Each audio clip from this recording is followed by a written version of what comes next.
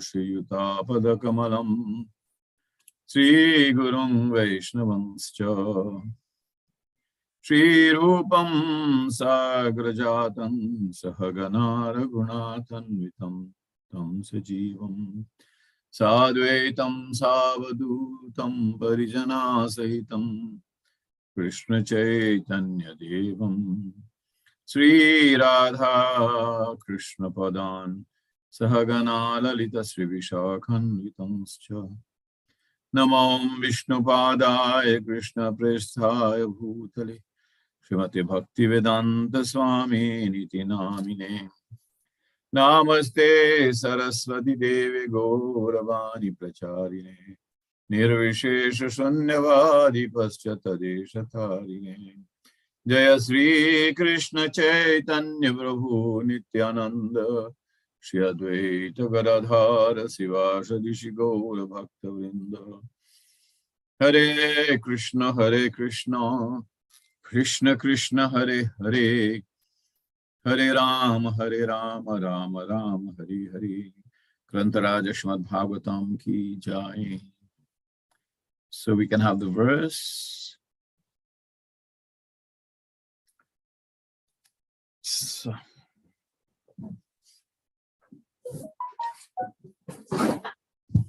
Okay.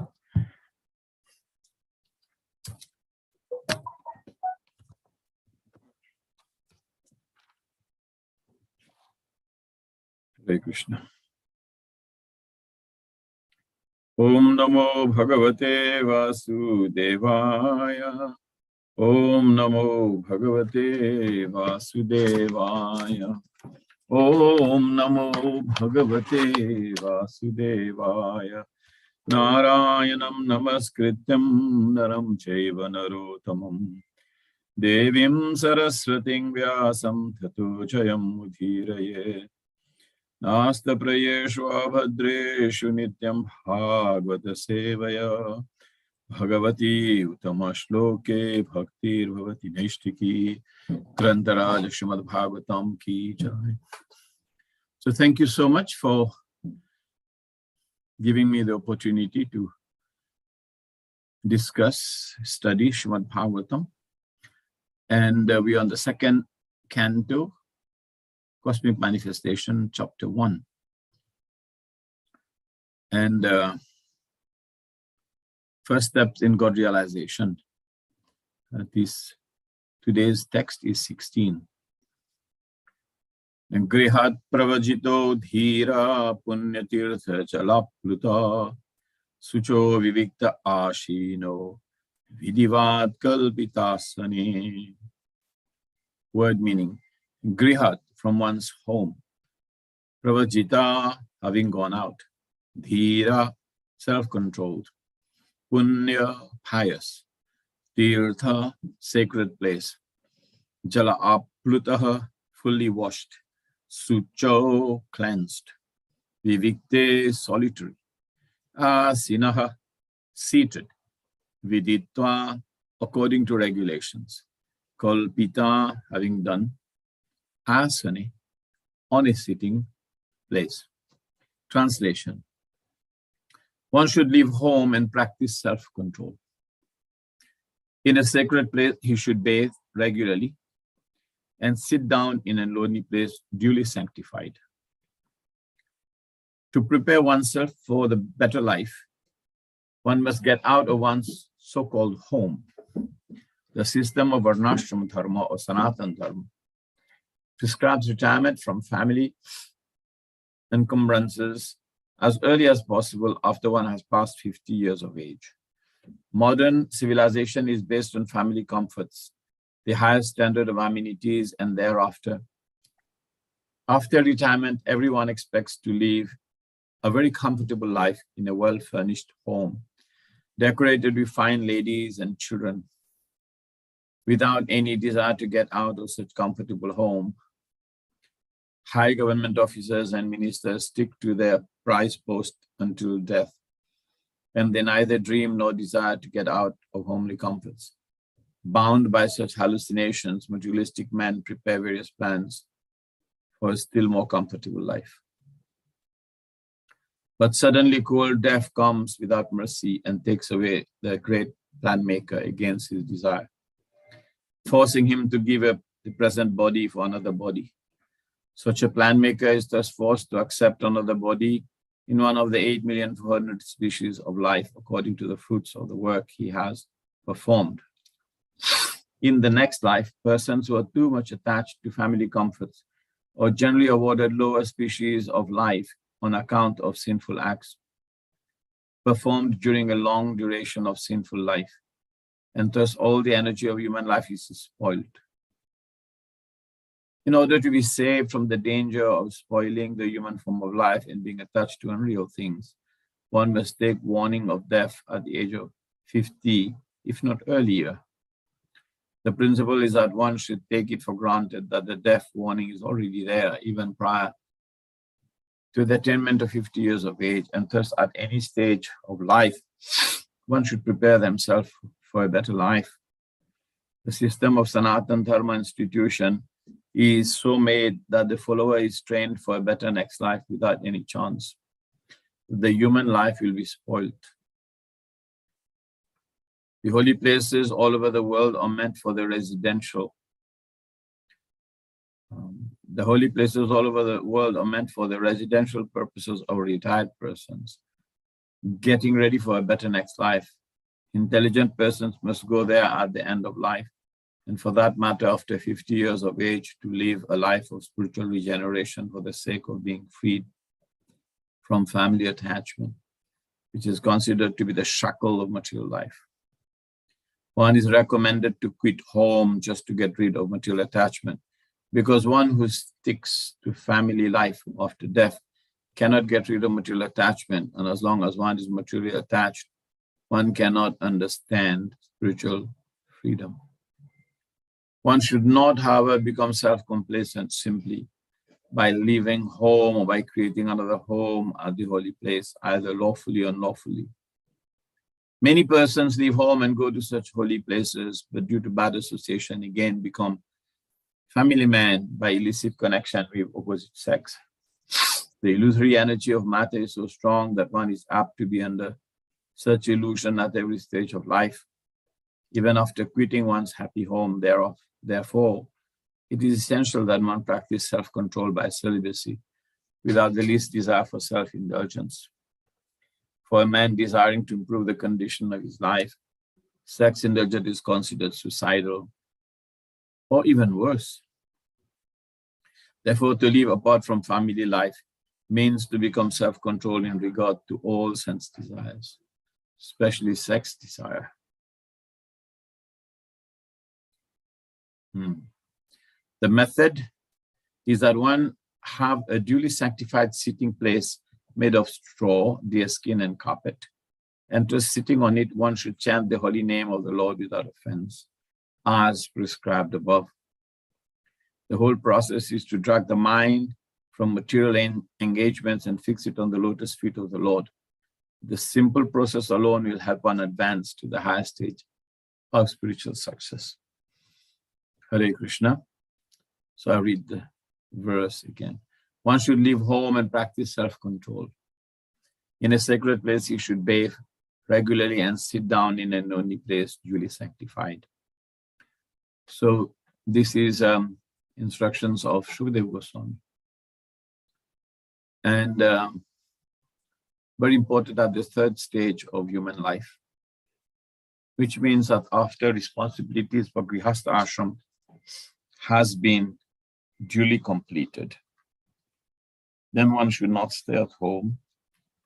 One should give up whatever engagements one had undertaken for maintenance of family and children, wife, and other, sometimes even grandchildren, and also give up our regular means of livelihood, which generally becomes more and more entangling as Kali Yuga progresses.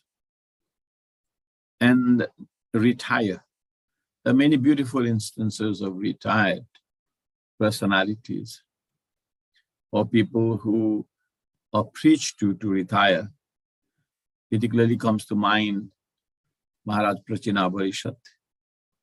Narad Muni was telling him that you have been practicing ritualistic activities all your life, but this ritualistic activities is no guaranteed. It is not a win-win situation. It is a lose-lose situation because you practice ritualistic life, doing all your pujas and everything nicely, without remembering the Supreme Lord, without thinking about the Supreme Lord, just wanting to have a good situation here. So in Vedic times, people actually do these ritualistic activities to have a good situation. And then there are those people who are religiously minded. They do the same with their own effort, sometimes giving thanks to the Lord, sometimes not giving thanks to the Lord. And then you have the third categories of mudhas who actually think that everything they're doing, the result is obtained by their own effort. But all three are condemned. And the one person who is performing adverse fruitive activities, engaged in sinful activities, it is said here that he will take birth in the lower species of life. And those who are working according to human rules and regulations, they will be given another human life. And those who are doing ritualistic activities to please the demigods and to please Lord Vishnu, they will be given a position in the heavenly planets. But all three are condemned because it's all a lose-lose situation. Because at the end of the day, the person will be dragged from this body to another body. And then he will be subjected to the same pains and sufferings of birth, and then a life of toil and hard work again, having to deal with the modes of nature, having to deal with the frailties of human condition, bodily conditions, and then again old age, and then again death. So once we are in the human form of life, Srila Prabhupada has put so much effort in explaining these points. I was comparing to the small notes to explain this verse by Vishwanath Chakravarti Thakur. He writes about 5 lines. And Prabhupada takes that 5 lines and then he expands it, makes it very detailed, because he understood more than anyone that we don't take instructions very seriously in Kali Yuga. So he actually hammers it in, because he really knows the condition in which we are living. Srila Prabhupada saw how we are. We're not so used to following rules, regulations of the Shastras. But that when we are knocked and pushed here and there by material nature, we may sometimes come to our senses. So Srila Prabhupada is actually being very, very, very merciful here. And I had some very interesting reflections on the passing. I'm Shuka Vichanda Maharaj messed up, so I didn't have time to look at his class today. You know, the passing away of Kadam Kanana Maharaj, it was a successful life, well completed. It was a life that was run on principles of Krishna consciousness, remembering the Lord, chanting the holy name of the Lord, showing mercy, kindness, compassion to the jivas by the process of preaching, and developing friendship and loving relationship, and serving the Vaishnavas, which is the third principle. So unless we stick to this simple line of Jivedaya Name Ruchi Vaishnava Sevan, it's going to be difficult. Jivedaya means preaching, compassion for the living beings. Preach, talk to others, help them in Krishna consciousness, which is very much the line that Srila Prabhupada has taken. Srila Prabhupada's compassion is no less than Lord Nityananda's compassion. Because look what he's done. I mean, you know, he's taken this purport and he's expanded it to a point that how can we not understand it? So at some point we have to give up. We have to give up this life. And he's explaining here in this verse, he's explaining the process of Ashtanga Yoga. And one should leave home and practice self-control. And the self-control is actually Yam Niyama. And Vishwanath Chakravarti Thakur explains it like yam niyama. Yama means actually being clean, mentally clean, by performing brahmacharya, by actually practicing celibacy after a number of years, come back to celibacy. If someone is been in Grihastha ashram, then he has to go back to celibacy at the age of 50, because there's no need for having more children. And then after that, yama, and then niyama. Strictly speaking, in olden times, yama meant brahmacharya.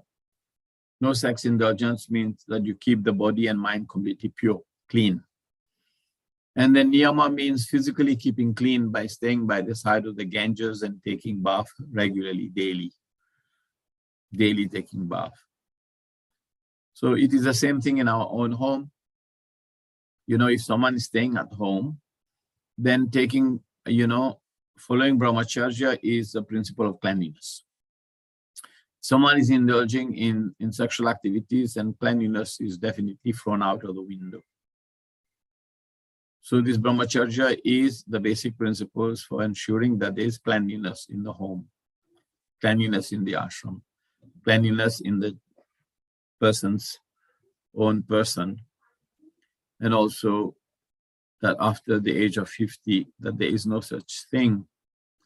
Then this cleanliness is brahmacharya, yama. And then niyama means cleaning externally, taking bath regularly every day.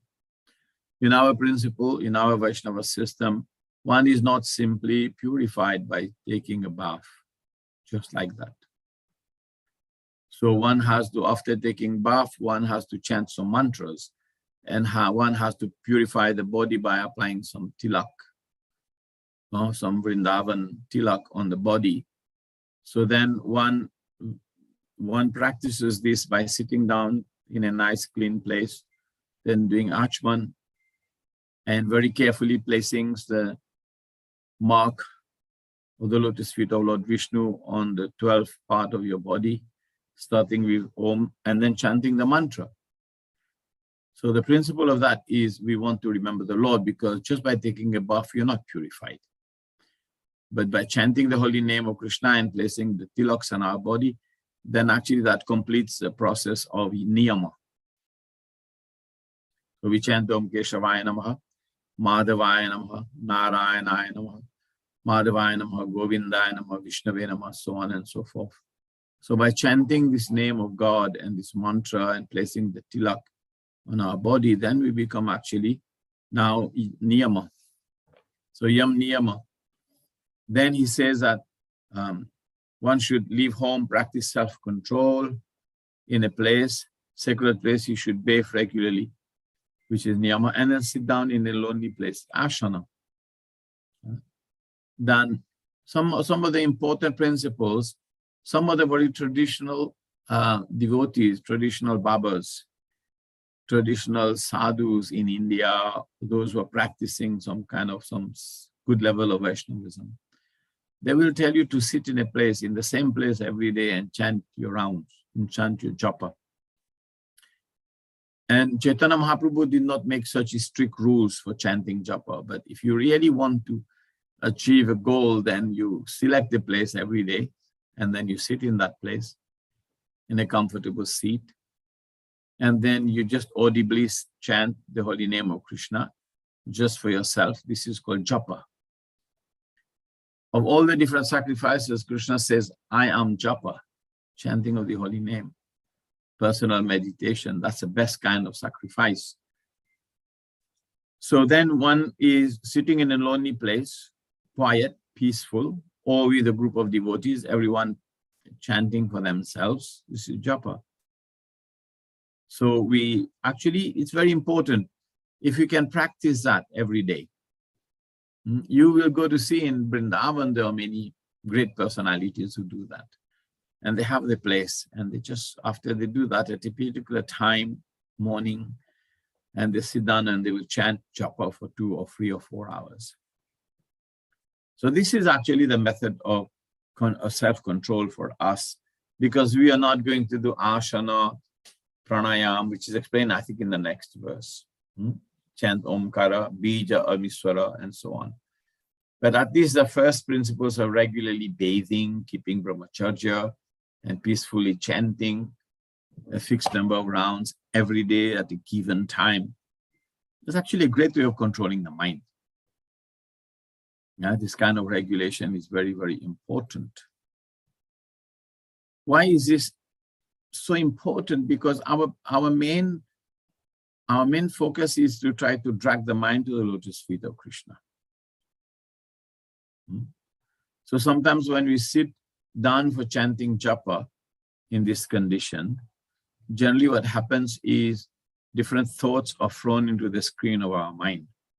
And then it is generally those things come. But we have to analyze this a little bit. That when you're starting to have these ideas that is contrary to what your intentions are to do, your intentions are to concentrate your mind chanting Hare Krishna Mahamantra, and you want to hear Hare Krishna, Krishna Krishna, Hare Hare, Hare Ram, Hare Ram, Ram Ram, Hare Hare. But then all these thoughts come. It's because you have attraction for these thoughts, and the mind is only a screen. The desire for these attractions are there, the desire for these things are there, or it has been stored in the mind for a long period of time. Impressions, vritti. And these vritti, these impressions can be tamoguni, rajoguni, or sattvaguni vritti. But these will come. The reasons they come is because when you sit to chant, the Lord is awakened in your heart. And they actually come to the mind, on the screen of the mind, and they're shown to you. And it's for you now to see whether you pick it up. It's just like when you are going on your mobile phone, you have what you call clickbait. And then suddenly you are following some program and then something else popped up. There's something that pops up is becoming because someone is programming it to do it. But in our case, we have to see that the mind generated from sattva gun.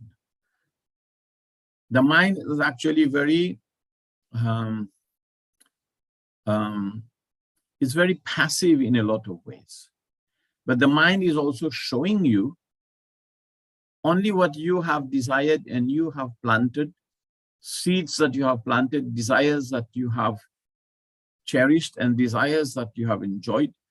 And the seeds of those activities, fruitive and otherwise, sometimes sinful, sometimes pious, have actually fallen into the field of your heart. And those desires now want to come up and give you more impulses for extra desires related to them. Basically, you can compare it like whatever is being shown on my screen, what is coming out from my hard disk. So the hard disk is the store. The mind is a screen. So the material consciousness is a store, the chitta. And it is being processed and shown on my screen. I can pick it or I can just leave it. I can click on it, it's like a clickbait. I can click on it or I can just leave it. So once you sit down to chant, you don't click on anything. You just click onto the holy name and you stay on the holy name. So the mind is not the doer. The mind is just the screen that is reflecting the desires and stored past activities and their reactions that is being shown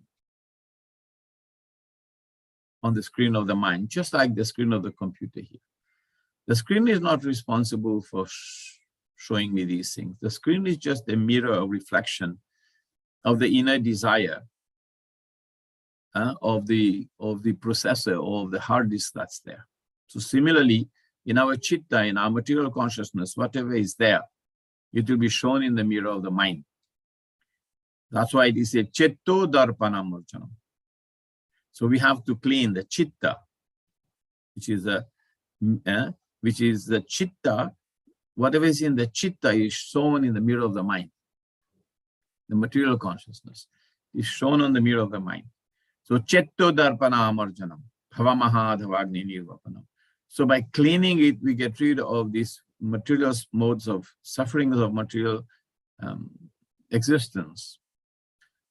But who makes a choice to click or not to click on it, to pursue that desire that is shown on the mind, and not to pursue the desire that's shown on the mind? Because that's what we have to destroy. We have to dissolve the subtle body. We have to dissolve the mind, the intelligence, and the ego from it being influenced by vritti, impressions of Rajagun, Tamagun, and Sattvagun, and fill it up with transcendence, Brahma Bhuta Prashanatmano Sochatina Kankshati. Then there'll be no hankering, no clickbaiting on different desires, and no lamentation for past things. So the mind will show you both.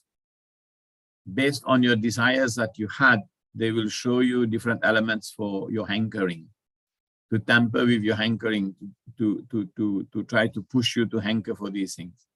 Or maybe I should stop, it's a good time now, I should go and watch the football, I should stop my chanting. This is hankering. Oh, I remember that was such a nice time we had with this lady or that woman or this person or that food and this, that's lamentation.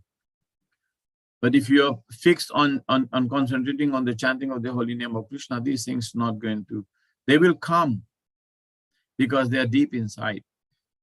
But once you take the habit of not clicking on it, it will be shown and then you'll be out, shown and out, shown and out. The more you do not click on those baits that are there due to the past sinful reactions, and the more you don't click on it, it will be shown at the time of japa, and then it will be out, it will be deleted. So either you can click on it and you can save it. Once you click on it, you save it. Once you ignore it, it's like deleting it. It will go. And the process of deletion will just carry on like that. So Srila Prabhupada was asked, do you think about these things? He said, yes, everyone thinks, but the pure devotee, he doesn't entertain these thoughts. We don't entertain these thoughts up to the point where Sukadeva Goswami will explain that after some time, your heart, your mind, your consciousness is filled with Krishna Katha. So the first steps in God realization in this chapter is very much concentrated on Yam Niyama, because he starts with Shrota Vyadini Rajendaraninam Shanti Sahasrasha, hearing and chanting and forgetting about material life and enjoyment of material life. So if you're making plans after a certain age, we still carry on making plans and plans and plans, then this such plan maker, Prabhupada is saying, will be forced to accept another body.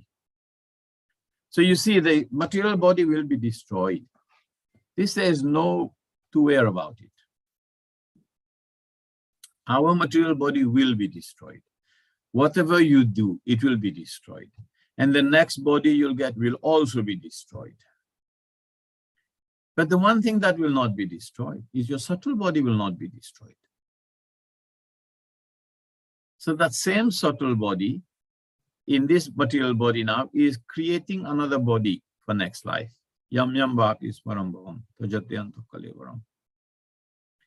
And by this plan making, which means that this plan making will give the opportunity for the subtle body to create another body, so the plan is carried on next life and then the life after, so it will go on. So many species of life, it has happened like that. So if you become too attached to creating these plans for increasing family comforts, which are generally awarded to even lower lives, animal lives, then actually we will take birth again and again and again. So the material body will be destroyed. There's nothing you can do about that. But will the subtle body be destroyed? No. So sometimes sometimes Hindu people ask this question, very interesting question. When I made sinful activities, yes, okay. I did bad things, yes. I did some good things too. In this body, no? Yeah? But why do I have to suffer in some other body next life? Why do I have to suffer in some other body? Why don't I suffer in this body? The point is, you are suffering in the same body, my friend. Because the material body is material elements. It is dead. The mind, intelligence, and false ego reflects the desires of pain and suffering. The material body doesn't.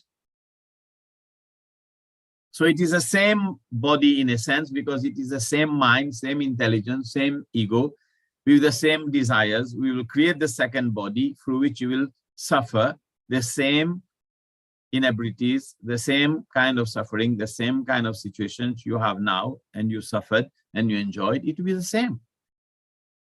So the physical configuration of the body will be changed, but the subtle body that will, because the suffering of the jiva is coming from the subtle effects of the mind and the senses. It's not coming from the material body. The different senses that are situated on the body become sources of pain and pleasure. And when we engage these senses in the service of Krishna, it will liberate us. And when we think that these senses will give us enjoyment, it becomes source of misery. Bhagavad Gita, no? Chapter 5, text 22, Yehi samsparshaja bhoga dukkha yonaya evati adi andavanta kondeya nateshu ramate buddha. Intelligent person, Buddha, nateshu ramate, he does not enjoy these things. He doesn't intend to enjoy. He knows that bringing the senses, the mind, in contact with the sense objects are sources of misery. In this life, it may have a temporary sense pleasure to encourage us to engage in that, and then it will bring subsequent reactions to sense enjoyment, which is pain. He says, Yehi samsparshaja bhoga dukkha, misery, yonaya, the birthplace, evate, it is the birthplace of misery. Very intelligent way Krishna puts it. So you will create another, because this body becomes decrepit and this body is dilapidated at the time by old age and at the time of death. But then your desires are persisting in the subtle body. So then you're giving another body to suffer the pains and pleasures of this existence in the next life. So plan makers for material life are actually in a lose-lose situation. Lose-lose situation in this life and lose-lose situation in the next life.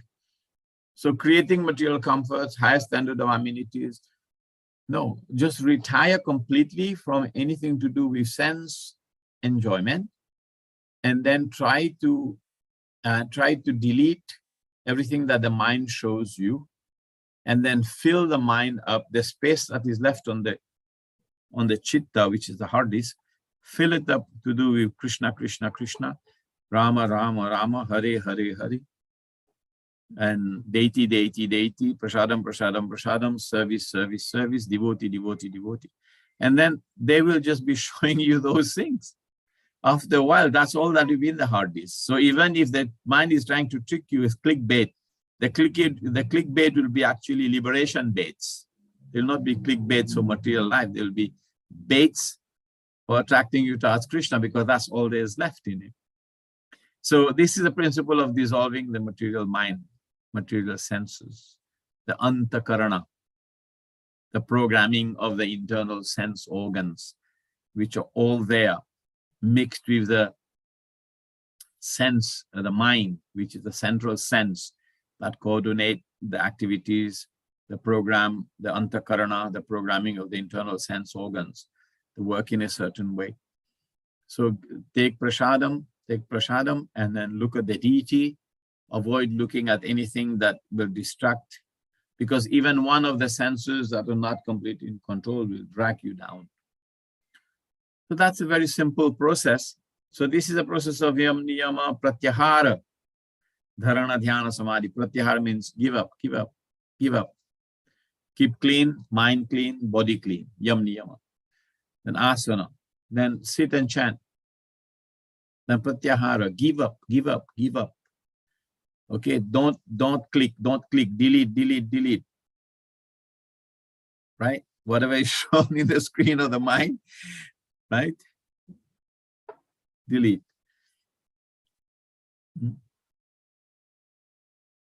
And then you're not creating next life. So sometimes we have to, I'm having some very interesting feelings these days in terms of I'm trying to retire more and more. Because I've retired. Mostly I have no way. By Krishna's mercy, I don't have any activity, business or otherwise. I'm only living here in this house, and it's all half empty, and I'm trying to get out of here too. So every time I have something to do, which was to do with old activities of whatever, it's just very painful now. I just don't want to have to go and get an electricity bill to sort out, and it's just not on. I just feel like I don't want any of these things. And this is a natural thing that happened to all of us. It is something natural that happens with old age. You don't want to have more complicated lifestyle. You want everything simple. But in the Vedic times, people actually used to just dump everything and leave. Just practically just leave everything behind and go. Right? But Kali Yuga, it's a bit more tricky for us, more difficult.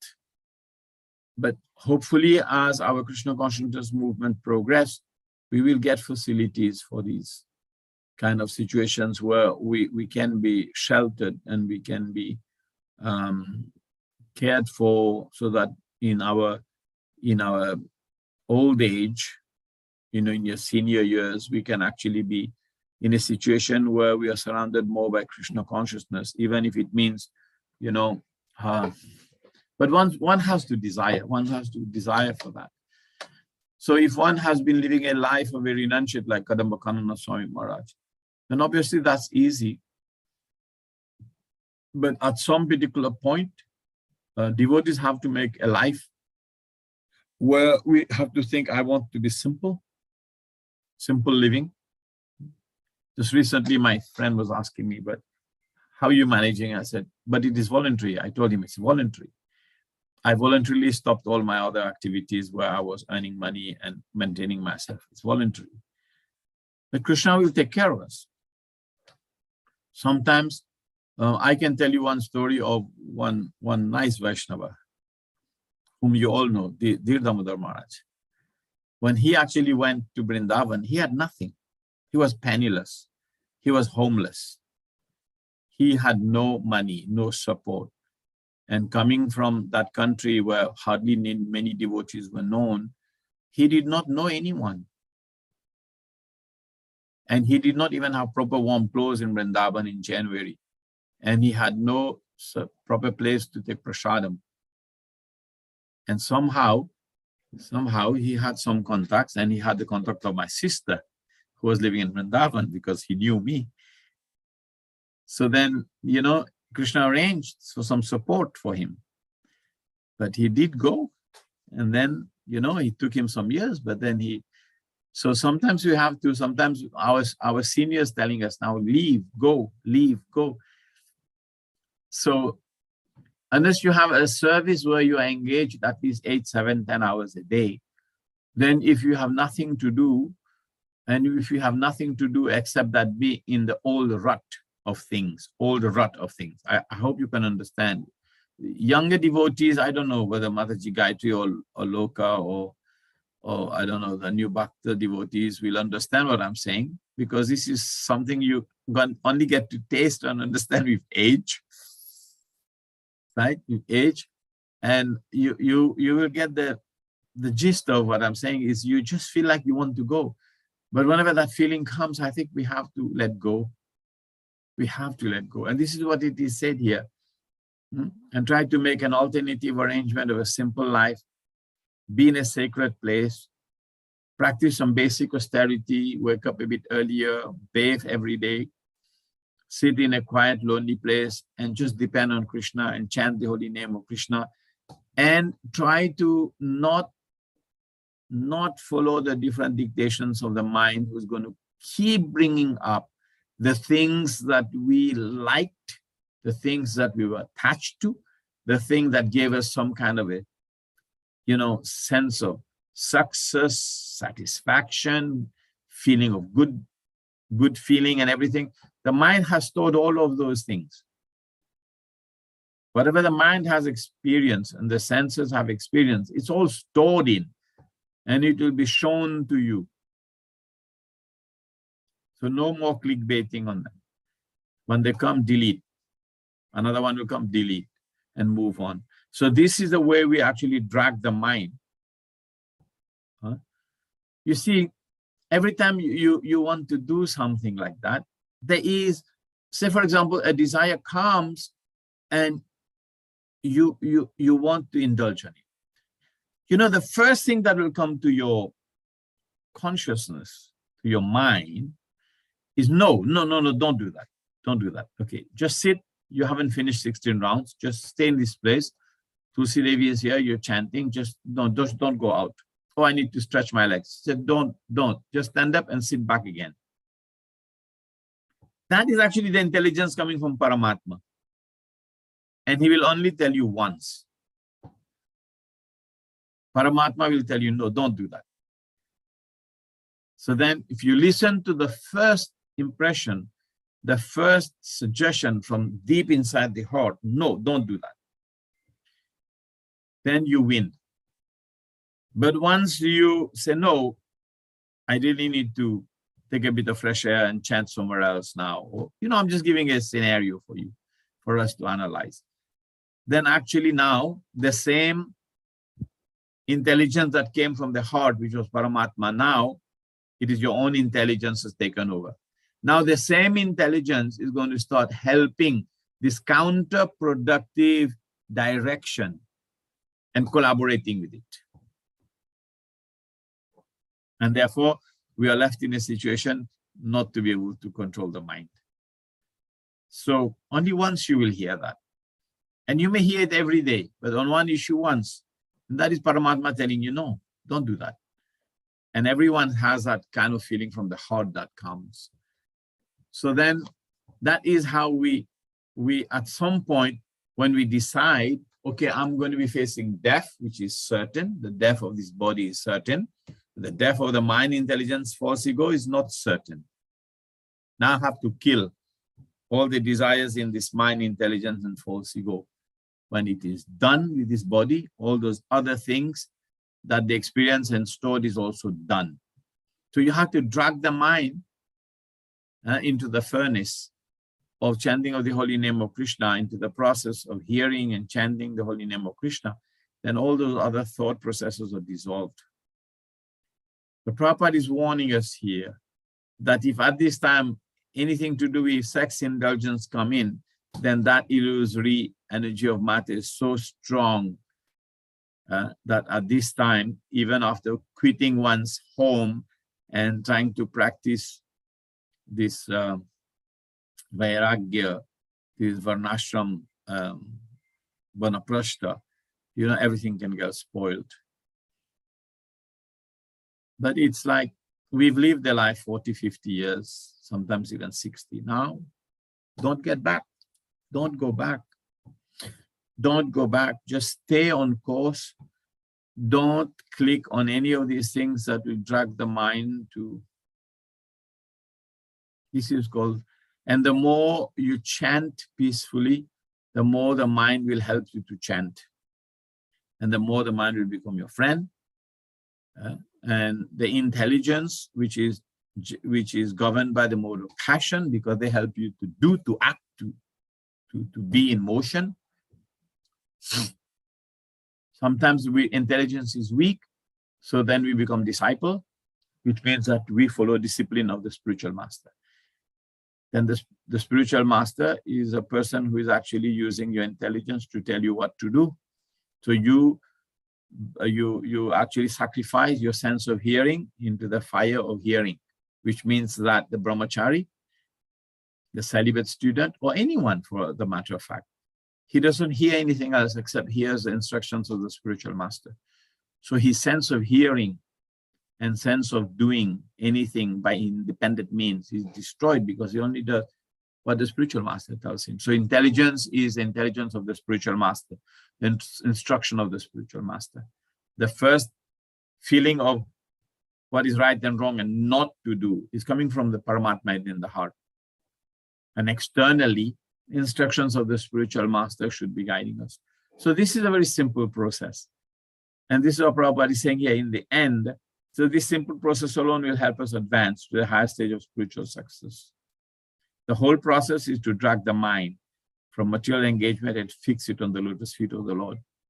But if the lotus feet of the Lord and engagement in devotional service, attachment to anything to do with devotional service has not been so much our life, other things have taken priority, precedence, then it may not be possible for us. So at this point, we have to keep Shravanam, Kirtanam, Vishnu Smaranam.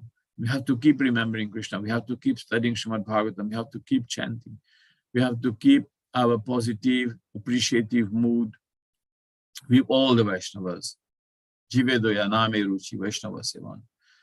Chanting the holy name with Ruchi, with taste, and preaching. The activity of preaching, going out and helping others, and sharing the good fortune we've had. Jivedoya and Vaishnava Sevan. And serving devotees, being with devotees, being in the association of devotees in a service mood. This is our process. So at some point we have to give up. Prabhupada is talking about giving up after 50. So everyone has to make some plan to give up. Not plan to make extra comfort, not plans to ask your kids to have more kids so you will not be lonely as a grandmother or grandfather. Don't. You have to move on. This is our process. So when we often talk about one of our friends here is close to 70 years, two of our friends, one is 75 and one is 70 years. And they are suffering some ill health. One is in an ICU, and I realize that there's no one there to help them. But we have to be in a situation where we can be helped. It is new to us. Sometimes in the family we can be helped, but then it's not very, very conducive to stay in the family. Move on is much better, Prabhupada is saying. And if we are protected at the time of old age, then we are able to better dedicate our time and lives and the last stages of our life to actually chant, hear, and live simply. And if you're protected, because old people does require protection, right? This is the principle of Varnashram Dharma, Sanatana Dharma.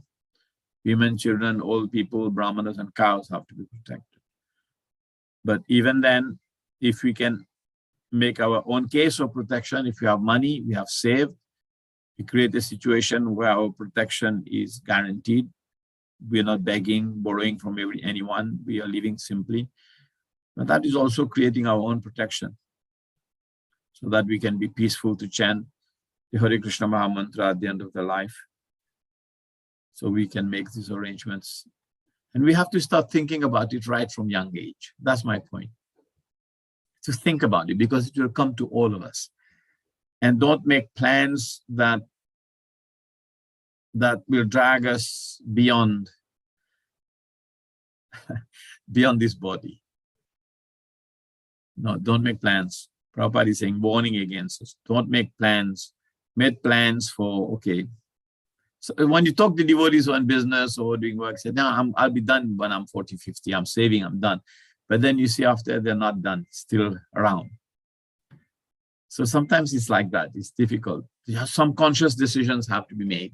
Material nature will not let go. Too many desires, too many activities have been invested in the heart, in the body, in the mind, that have dropped their seeds in the heart. And then now these desires are showing up in the mirror of the mind. So it will not go. Conscious decisions have to be made. Conscious decisions have to be made. That's what Prabhupada is talking about here. And the conscious decision is get out and go to a lonely place sit and practice self-control, and be in a duly sanctified environment. So remember the Lord and drag the mind so that the mind will not drag you to another body unnecessarily. Very basic, very simple. Thank you so much. Hare Krishna. Hare Krishna. Thank you so much, Prabhuji, for the katha.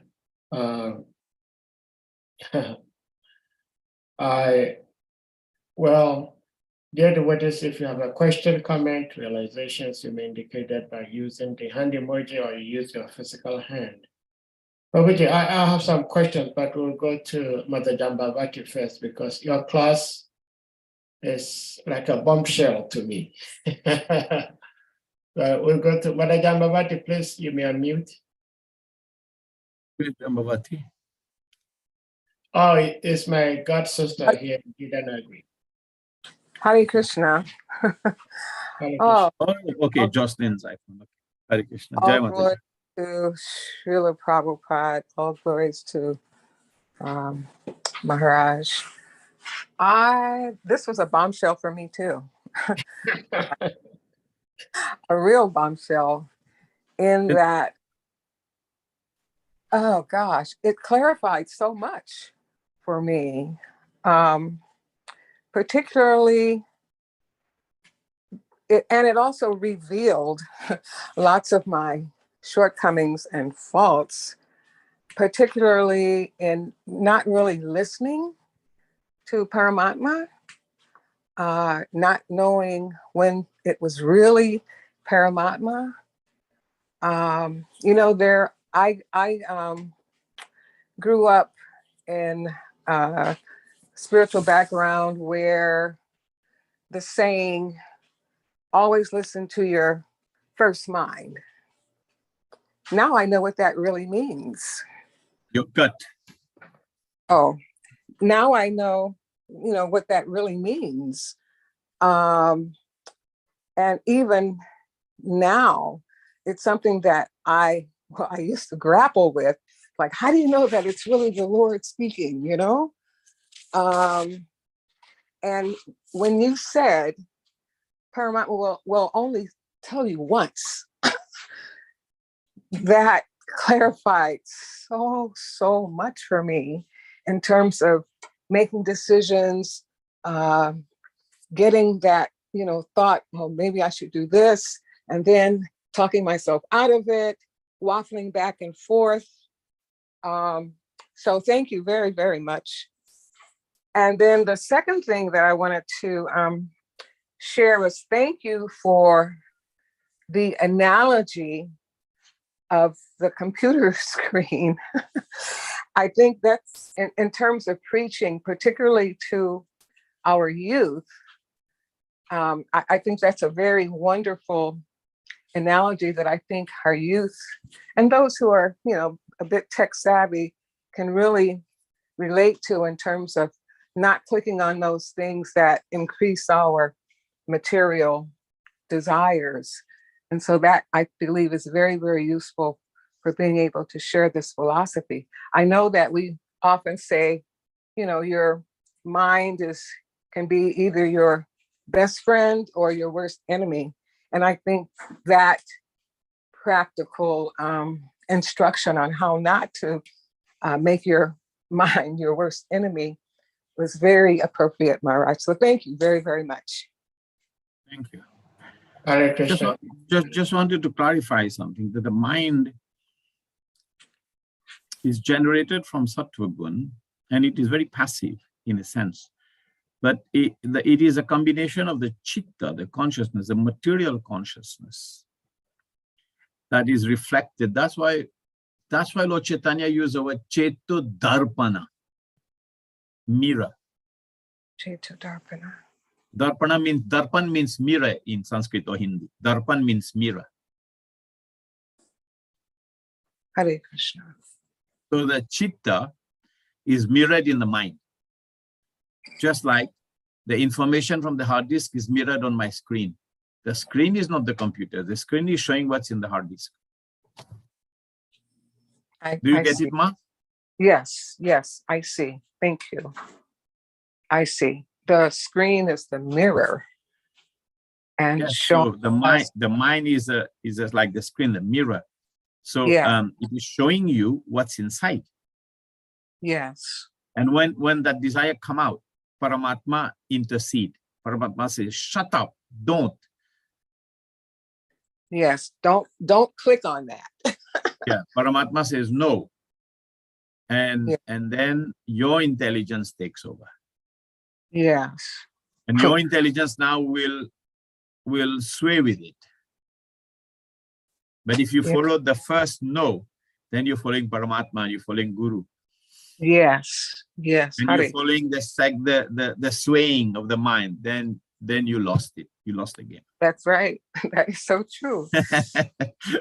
And there have been instances where I know what to do. I've been told what to do, but I guess maybe my false ego says, oh, I can either, wait, or I can do it another way. But no, you have clarified so much for me today. Hare Krishna. Thank you so much. Yeah, thank you, Mother Jambavati, and thank you, Shri Advaita Krishna Prabhu. So we go to Mother Shri Upanishad. Please, you may unmute. Hare Krishna, Hari Bol. Dhammavat Pranams, all glories to Sri Guru and Sri Garanga. All glories to your wonderful devotional service. Hari Bol. Hare Krishna. Maharaj, wow. I'm like Jambavati, I'm just really blown away. But I would like for you to explain a little bit more energy about this subtle body. You said the subtle body will not be destroyed, and it's creating another body, lifetime after lifetime. It's the subtle body's fault, from my understanding, because it retains everything, all our desires, all of our thoughts, Yes. And that worries me because, it should worry you. I'm glad it worries you. I just don't want to, this subtle body, we need to maintain this control over it, you know what I mean? And the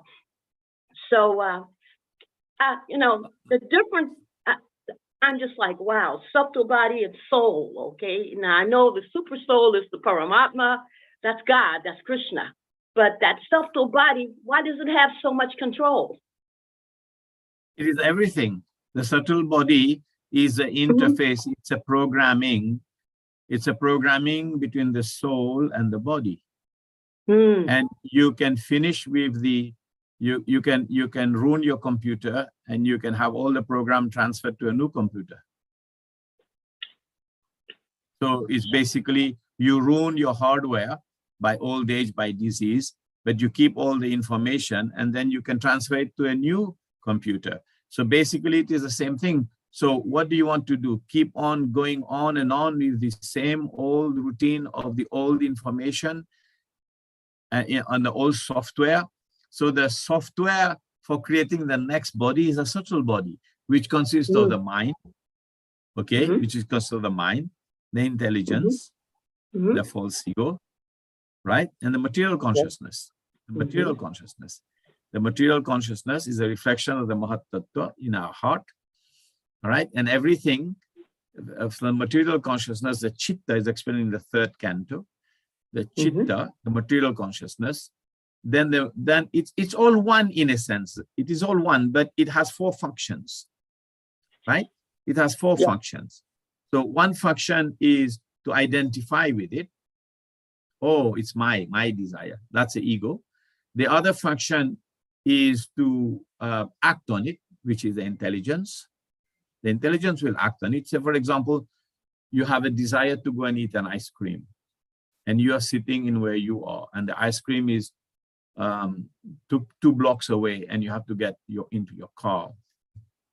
So then your intelligence will work. You have the desire to get the ice cream. Then your intelligence will say, let's grab the car key, let's grab the money, make sure we have enough money. We get in the car and we go in this direction, and we'll go to the ice cream place.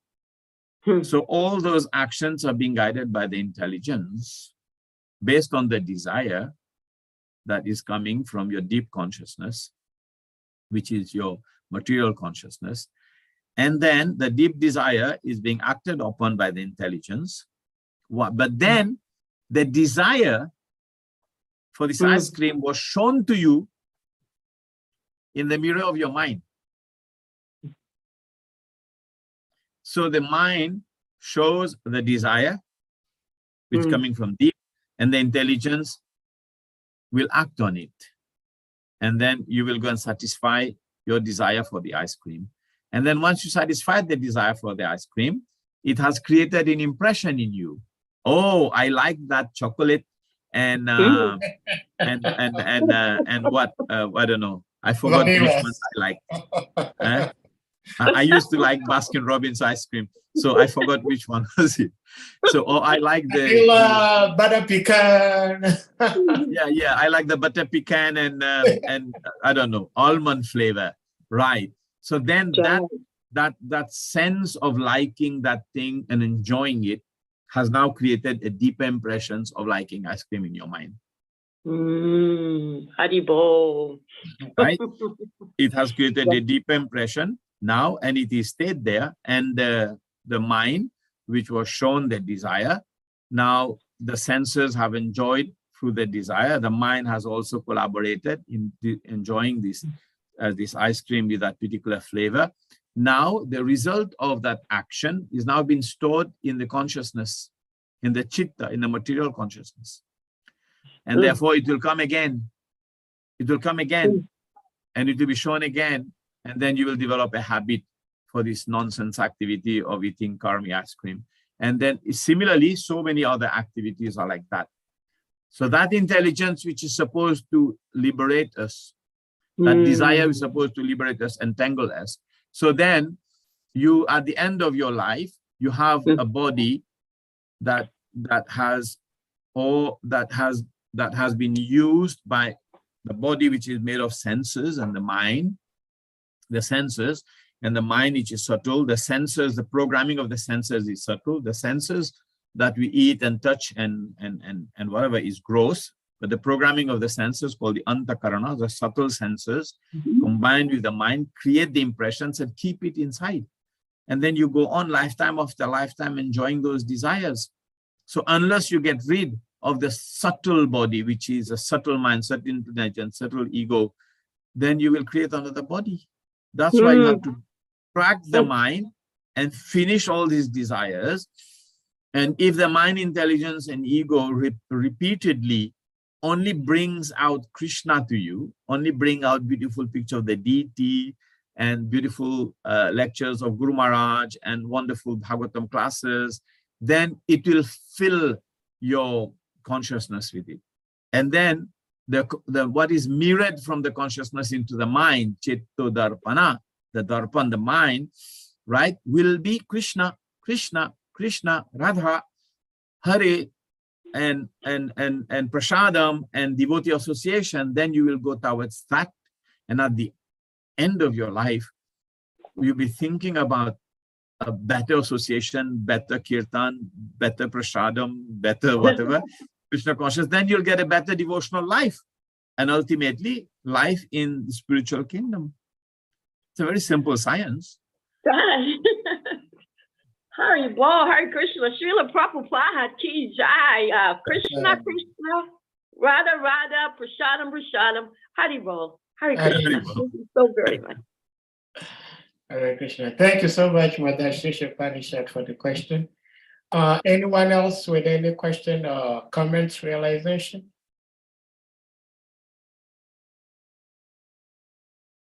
Yeah, Kamikana Prabhu, please, you may unmute. Yeah, thank you very much. Yeah, Hare Krishna Prabhu, thank you very much for the scientific explanation on this mind and the intelligence and the programming. It's very, we can relate with all these terms, so it makes a lot of sense. So my question is that for us to be able to be free from this, our subtle body, which is the main cause of the bondage, we have to purify the mind. Then, if the mind is completely purified, then does it become spiritual, or the soul has its own mind? Because the soul also still have to think, has to feel, and also what are the function of the mind? Thinking, feeling, and willing for Krishna.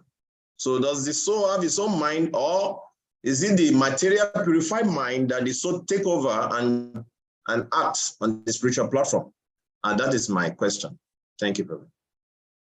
The soul has the ability to generate its own spiritual senses, right? But being covered, it identifies everything that is material as its own, just like it identifies the body as being its own, but it isn't. So if you extend that, if you extrapolate that, just like as the soul identify with the body, I am not soul and body, it similarly identified with the senses, material senses as its own, but it has its spiritual senses. So if you extrapolate from why does the soul think it's a body? Because it has its own spiritual body, but it misidentifies the material body. So similarly, it has its own spiritual mind. So without it, this material body cannot be superimposed. It's basically, it is like a blueprint, the Hiranyagarbha principle. When you understand the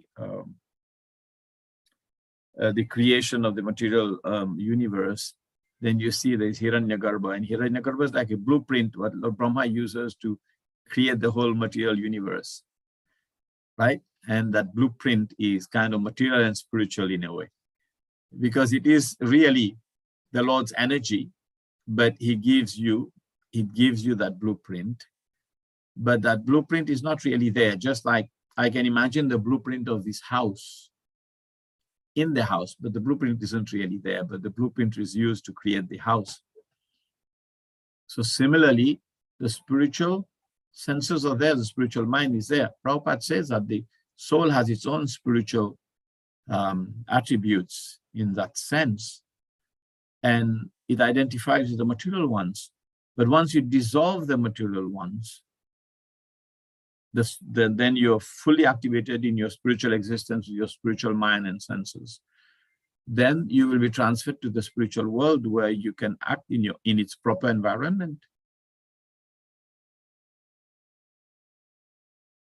Thank you very much, Prabhu. I raise my hand again because I have another question based on the explanation you gave regarding the chanting of the holy name. And in your explanation, you mentioned about some guideline about principle of sitting in one place, and you say that okay, in bhakti or devotional service, we don't need to worry about it, but you say that is very helpful.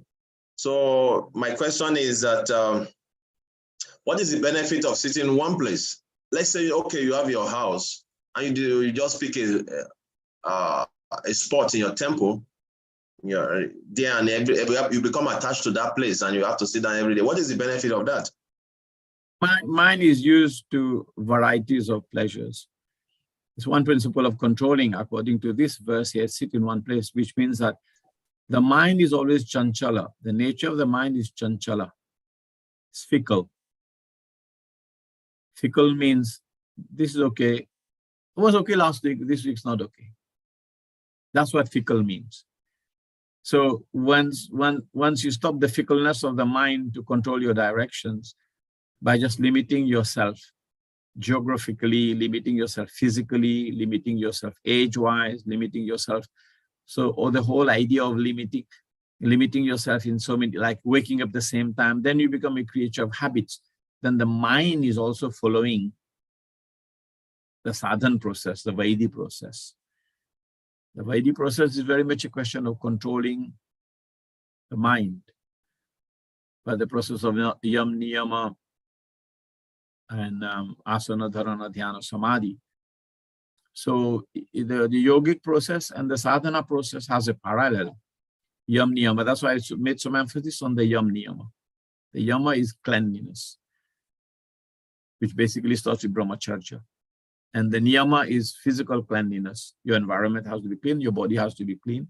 It has to be purified, sanctified, which means you have to have tilak and you have to have clean clothes and you have to have neck beads. But then asana is also important. How come asana is not important? Yam niyama asana, right? So sitting in a sanctified, purified place. So you choose a proper place. I give you a crude example. If asana is not important at all, then you might as well go and sit in the corner of the shops and chant. It won't be the same, no? You know where the crossroads are, and there's 3-4 shops, and everyone gathered together there, and they sell pineapples and potatoes in Ghana and things like that. You can go and sit there and chant. That's not right, right? So you have to sit in a proper asana. So asana is important. Means that the sanctified place, it's going to be a temple. It has to be a temple. If it is your temple room, it has to be your temple room. But if you're sitting in front of the TV, then you're chanting your rounds, that your asana is not right. Does that make sense now? So thank you very much, Prabhu. Yeah, Hare Krishna. Thank you. Yeah, Srila Prabhupada was sit properly. Yeah, you remember? Oh, yeah. That Yeah. chastising word, sit properly. Yeah. Prabhu, Oh, yeah, thank you. Thank you, Prabhu. You reminded me. Hare Krishna. I was blown away with the analogy you gave about the mind, the intelligence, and the technology we all use today, like our cell phone. My question is,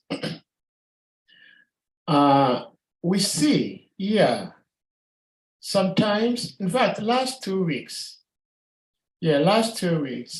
I was fortunate. We had the Sadhu Sangha in my little cubicle here, and I was talking to one of my godbrothers, and we wanted to look up something online. And as soon as I typed the first word, the remaining sentence followed up. So because we were discussing about it, the phone, knowingly or unknowingly, was listening to everything we were saying. I mean, that's what happens in today's world. There is no privacy. Everything you say, you do, there is somebody somewhere monitoring. So on our phones, we get all these notifications. And when we click on them, we get more of such notifications. When we get a notification and we delete, after some time, we do not receive such notifications anymore. But there are at times that even when you delete, there are some unscrupulous people somewhere. They'll keep pushing until, if you are lucky, if it's like a email, your email will find out, okay, and then push it to the spam. So you do not even have to see it. And oftentimes, all these notifications, the more you click on them, the more likelihood that your system is going to be infected with some virus. So the more we click on these crazy things the mind gives us, we're going to be destroyed at some point. But my question is, does Krishna become merciful to the point that after we delete all these different unnecessary, unwanted notifications, if there are others that are coming, Krishna will just push them to the spam, so we don't even have to see them at all and do not have to disturb us. Would Krishna be merciful to be doing things like that for us? That's my question. Yes, actually, it doesn't take very long. Once you show the desire to delete, once you show the desire to not pay attention to these nonsensical things, it doesn't take very long for the mind to get the message. Okay. Even though, but of course, I experience that now. I'm speaking like this because I'm older, and so. But when you're more in the mode of passion, in younger ages, and the senses are more active and they are more tumultuous, turbulent, then it becomes maybe difficult. But as you grow older, then it doesn't take very long to just click off and delete and move on to the positive things. But that's why, but if you see, there is what you call the agglomeration of desire is great sanskar. Very much there's vritti and there's sanskar and there's swabhava. There's three things. Vritti is impressions, the basic impressions, individual impressions, that is sometimes given by the modes of nature, and your own particular desire attracts a particular kind of nature. It's called vritti. Then there is sanskara. Then you develop a habit of acting a certain way, which is an agglomeration of these different vrittis.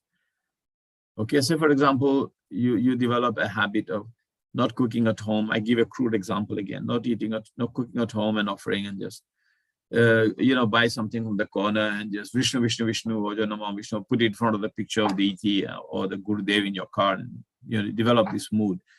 And then because you're doing that from one place, and when you another place, then you go to another restaurant, you get food. You develop these mindsets, these vrittis, tamoguni, rajoguni vrittis, like this. And then it becomes a habit, it becomes sanskara. It becomes part of you now. It becomes a whole area of your mind. Is already created a tidy section of these desires, and it just immediately becomes a habit now. And then it becomes your acquired nature, which is called swabhav.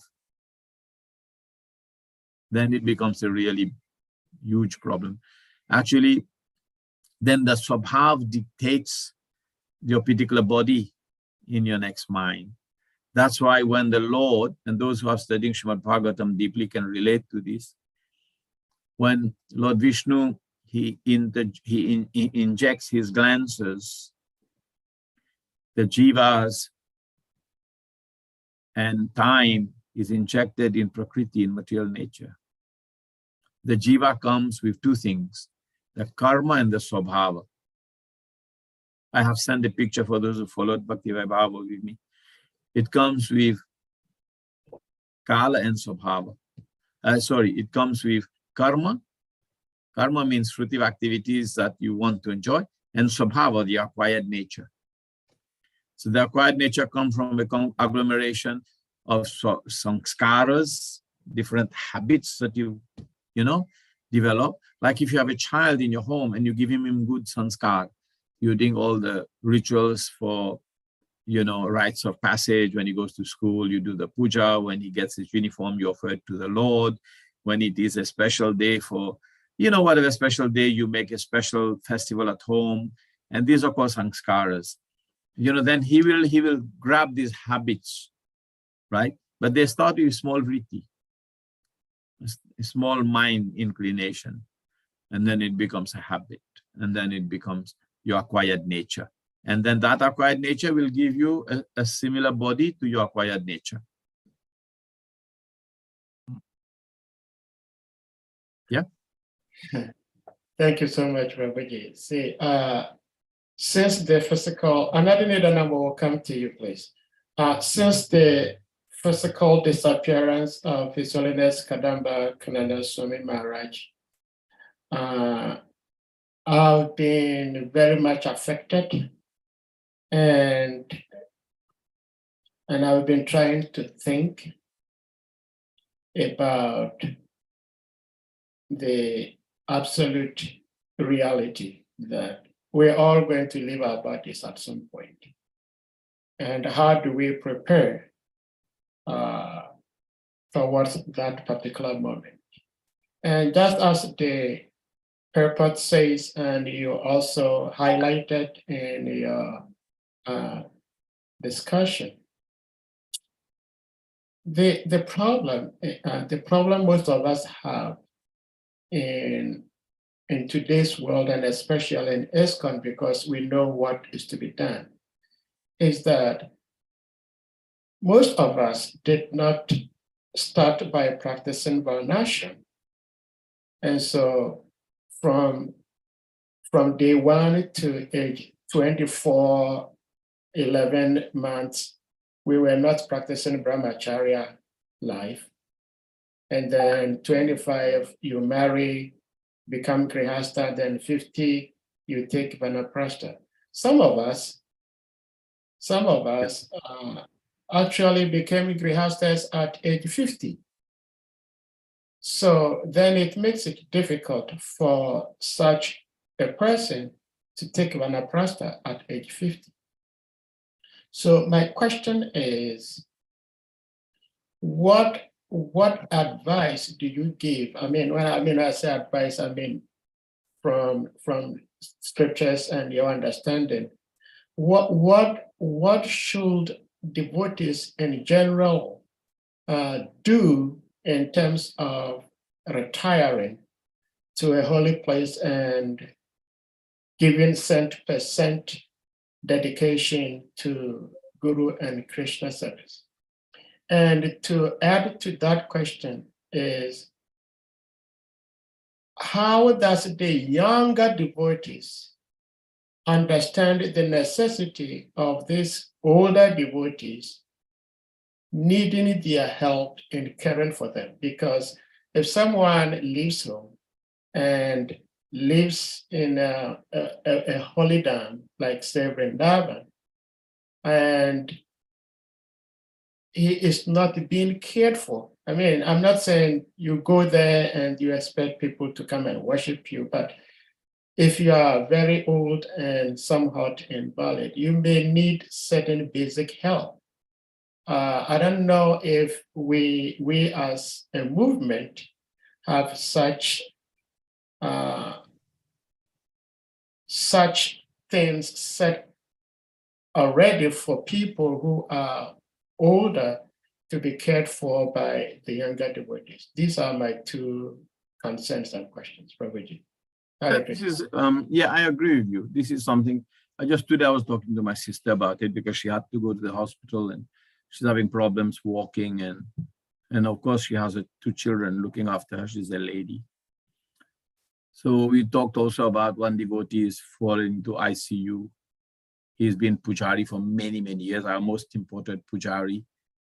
And for many years at the Radha Golokananda Mandir here. And then he was alone in his home, and we didn't know when he had fallen unconscious, and they had picked him up. I don't know how long he was there in that state, and he was on his own, and then he is now in the ICU. So I cannot vouch for anything at this point.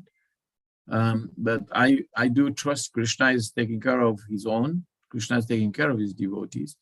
Now, in terms of structural reorganization of the temple to cater to these very, very crucial needs of the elderly devotees in the most important, I think this is the most important stage in their life for them. That's why protection of the elderly is very important, because if we are protecting them properly, then they'll get a chance to remember the Supreme Lord. They're surrounded by devotees, they're chanting, they're hearing, they're getting some care, and therefore they will be more inclined to, to think about Krishna. But in terms of, I mean, the movement, I cannot speak on that, because I think a lot of people, it's behind, it's in their mind that something has to be done. But in actual situations, I don't think anything has been done. But if the younger devotees are hearing what I'm saying, then it would be a great, great, great blessings to spend a little bit of energy and time to look after the elderly at the time of death, or in the latter years, in the later part of their life, in the last part of their existence on this material planet. It will be very, very great blessings. It's a very, very important thing that if you can care for the devotees who are senior, who has some difficulty, who needs some help, we can do that on an individual basis. We can do that as a group community. But there's no legislation in ISKCON for any of that. When I was thinking about Govinda Chandra Prabhu, who's been a Pujari since, 35, 40 years. Oh. And he's fallen unconscious alone in his home. Heartbreaking. Yeah. But I can't speak more on that. So, well, yeah, I know, yeah. I know. Thank you so much, Prabhuji, and our prayers to this wonderful Pujari who is in the ICU. May Guru and Krishna do the right thing for him, and hopefully for his family also. Anadi Nidanam Prabhu, please, you may unmute.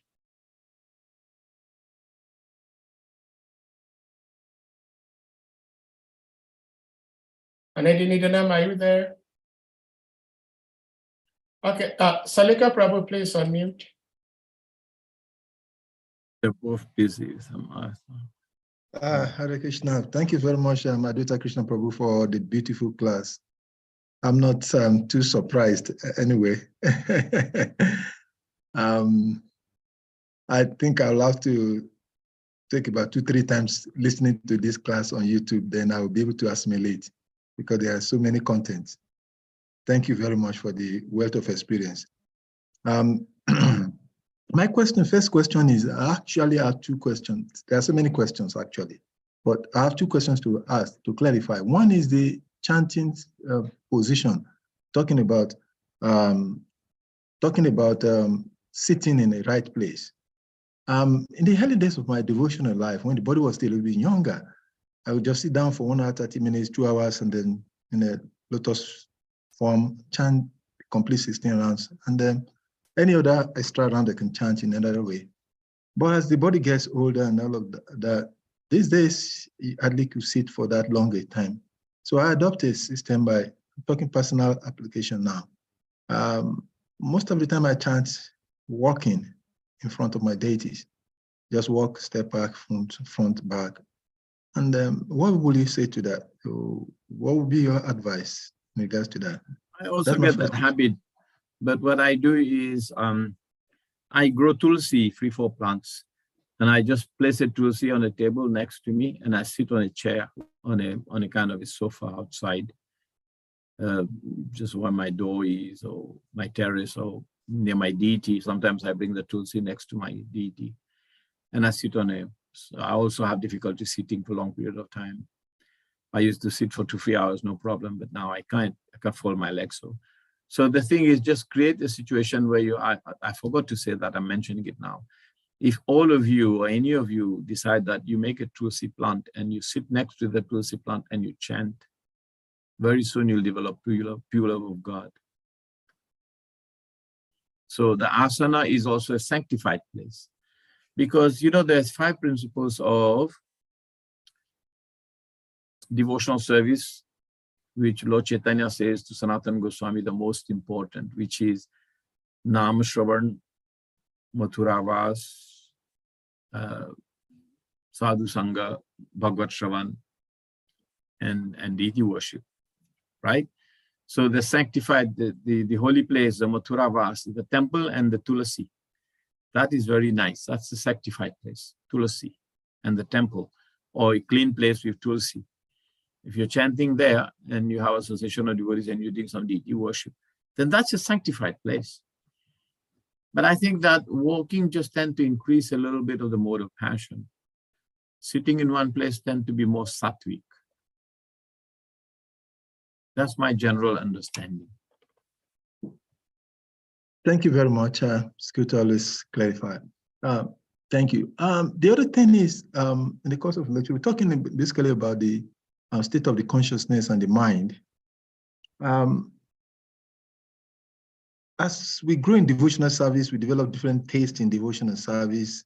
Certain things you're doing, you don't want to do them. Some things you are doing, you want to give up. But I have one habit that I can do long prayers. I have a particular kind of a prayers I do from the almost beginning of my devotional life. And it's always praying to Krishna to give personal love of God anyway. It's just about 2-3 sentence prayers. And it has become so passionate with me that to do other prayers become a difficult problem. And as we grow, there are several different levels of challenges. And Vandanam is part of devotional service. How do one give up this kind of, can I call it rhetoric mind, to be able to expand the mood of saying prayers to the Lord? Because I just get, once I say the 3 sentences, which are like my main prayers to the deities, and I want to pray to Krishna for some other thing, I just get distracted. And I really wanted to develop the mood of praying, talking to Krishna emotionally from the heart. But it's just that once I say those 3-4 prayers, which I normally say, the others doesn't just flow. Yeah, I mean, I don't have much experience with prayers because I come from a Hindu background. Most prayers were material before.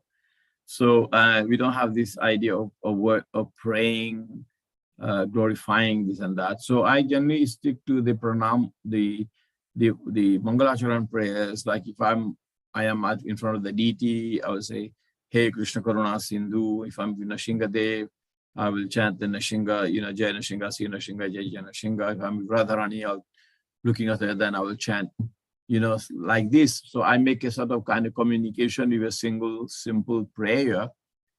And the prayer that are standard prayers that are given by the acharyas, it's always better. And then the feelings has to be there, glorifying it. And the rhetoric of the prayer, the mechanical process of the prayer is not so much a prayer, it has to be done with the heart. And once it is done with the heart, then whatever prayer it is, you can ask Krishna. The Prachetas asked Krishna, asked the Lord, who appeared in front of them. They said, the blessings we want is all the prayers that we are giving you, please accept them. That's all we want. That's the only blessings we want, to accept the prayers. So just today I was reading about it. So the Pracheta said, my dear Lord, the only thing we want is we've offered so many prayers to you, but please kindly accept them for your satisfaction, nothing else. So just like that, some feelings. And I tend to offer a few slokas that is regular slokas like Vandeham to Gurudev and to Guru Parampara and Hey Krishna Karuna Sindhu and Gornitai Ajanulam Hita Vuchokanaka. Some of them, so these are my prayers like this. I don't have much other prayers that I do, so I cannot speak. Thank you very much. Hare Krishna. Yes, Anadi Nidhanam Das. Yeah, Anadi Nidhanam, Prabhu. Yeah, Hare Krishna, Prabhuji, Dandava Pranam. All glory to us, some of the words. Prabhu, can you hear me? My network is Yes, back. I can hear you. Can you hear me loud and clear? Okay. I can hear you. Okay, thank you very much. So, pardon me if I didn't hear your statement well, because by then I was in a vehicle. But I heard you saying that the material body will be destroyed anyway, which is true. But you may mention that the subtle body will not.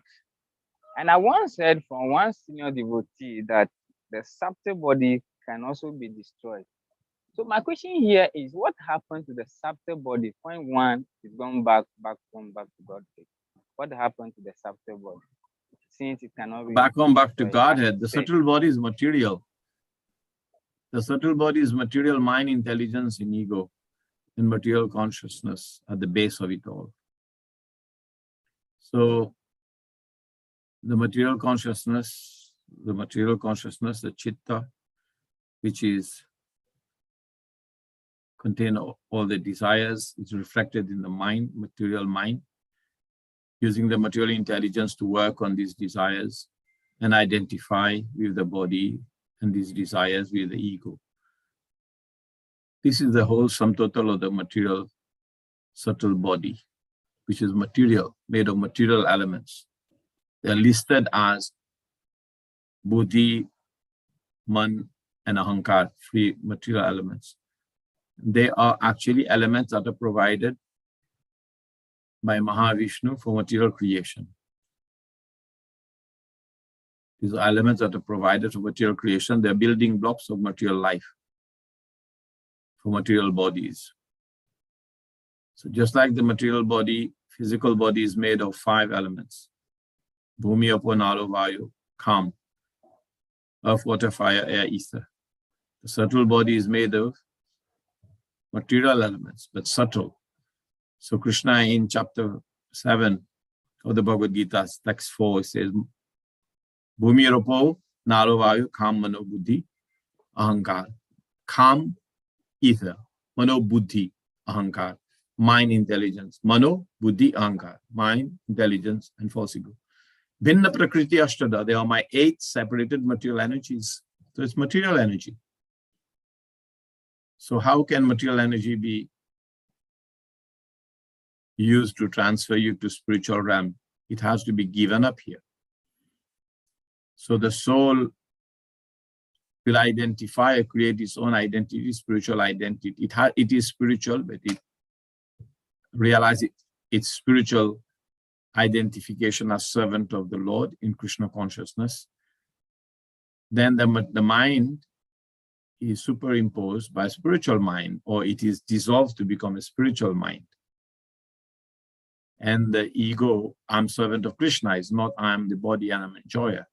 The intelligence is the instructions of the spiritual master, which is guiding you in Shastra. So when the mind, intelligence, force, ego are filled with these spiritual things, they're no more material. In much the same way as an iron rod, which is dark and black, is stuck in a fire, a long period of time becomes same nature, red hot like fire. So what is spiritual, what is material? That's another sense of understanding it. Is anything that is separate from Krishna as material. Anything that is in connection with Krishna is spiritual. So the subtle body will be spiritualized and it will give you a spiritual existence. But if the material body is not spiritualized, and the subtle body is not spiritualized, it is not Krishnaized, it is not soaked in Krishna consciousness, then how it will be? Right? When it is, the subtle body is completely spiritual. That's why it means also another way of looking at it is it is said that the material body is the material subtle body is dissolved. Because now, because the feeling, thinking, willing, and desiring of the soul takes over, because it can recognize everything that is connection with Krishna. It could not relate to recognize anything that is connected with matter, but it recognizes. It now becomes situated in its own glory, in its own spiritual identity. Do you follow me? Do you follow Yes, this? Prabhu. Do you get the gist of it? Yes, Prabhu. Yes, Prabhu. Thank you very Yeah. much. So then that is how it works, right? Okay. Thank you. So we'll take one more question and then we will stop. Yeah, thank you, Prabhuji. It's great. Shrimad Prabhu, you have something to share? Prabhu is here. Yeah, if you have anything to share. Yeah, Shrimad Prabhu, please. Dandavad Pranam Prabhu. Hare All Krishna. glories to you. All glories to all the devotees. No, I'm just enjoying the class. Thank you very much. Hare Krishna. Hare Krishna. Anyone else with a probable last question, I should say? I think we all enjoy it, Prabhu. Let us go and meditate on it. Dr. Hassan, please unmute. Hare Krishna. Hare Krishna. Please accept my humble respectful senses. Today I've been running around, so sometimes the network I did not hear everything. Okay. But my question is, Maharaj, please, if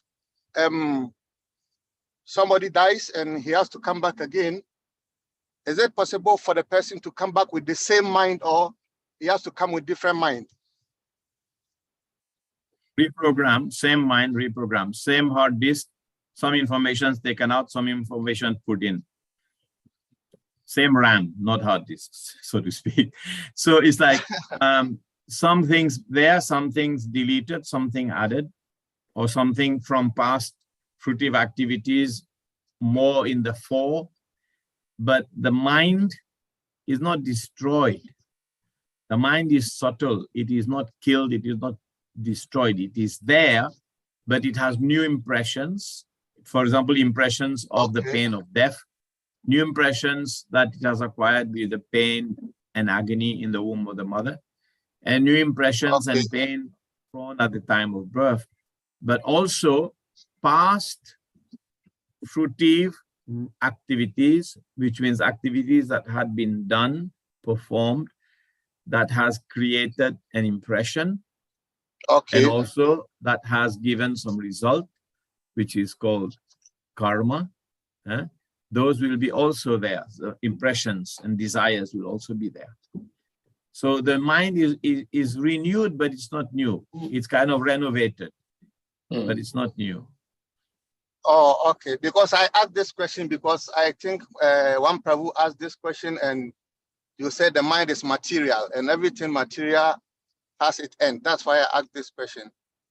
Yes, yes, it has its end in the ultimate, but it doesn't have its end because because you have this, if you have the mentality of a miser, or okay, I put it in a more crude way. If you have the mentality of a pig, you'll get a pig's body. Okay. But then there is some, from a human to a pig, it's a big jump. Right? Yes. But then Yamaraj helps in that. The reprogramming program is done by Yamaraj. Turn left at the traffic light. Okay, thank you so much. Okay.